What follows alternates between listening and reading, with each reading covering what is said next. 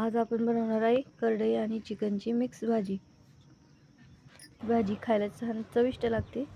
त्यासाठी आपल्याला अर्धा किलो चिकन घ्यायचं आहे। भाजी कापून घेतलेली आहे मी चांगली बारीक आणि धुवून घ्यायची चांगली। भाजी धुतली की आपण आता हे फोडणीला टाकणार आहे। त्यासाठी आपण तेल घेतले, तेलात मी हळद आणि मीठ टाकणार आहे।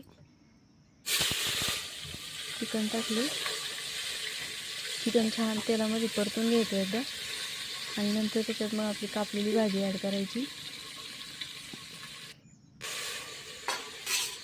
चिकनला थोडं पाणी सुटले आता भाजी ॲड करणार आहे मी।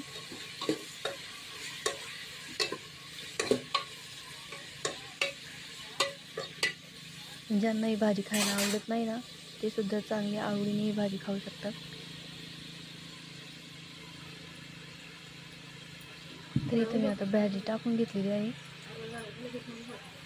थोडीशी परतून मी आता कुकरचं झाकण बंद करणार आहे।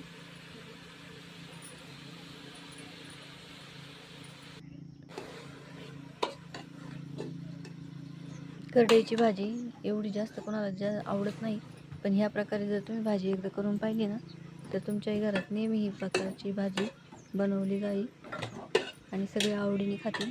आमच्याही घरात सगळे आवडीने खातात, लहान मुलांपासून मोठ्यांपर्यंत।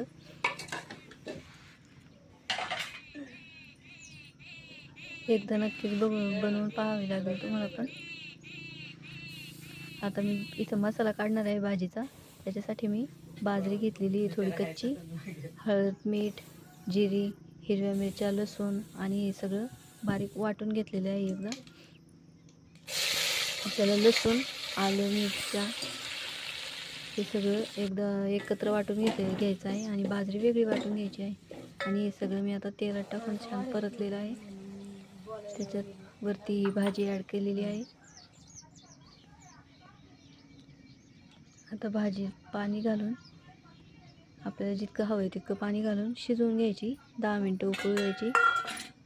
आता ही भाजी आपल्याला खायला तयार आहे। भाजीसोबत ही भाजी छान लागते। तर मी आज इथे गुलाबजाम पण बनवले होते सकाळी, ते पण आम्ही जेवायच्या वेळेस वाढून घेतले होते।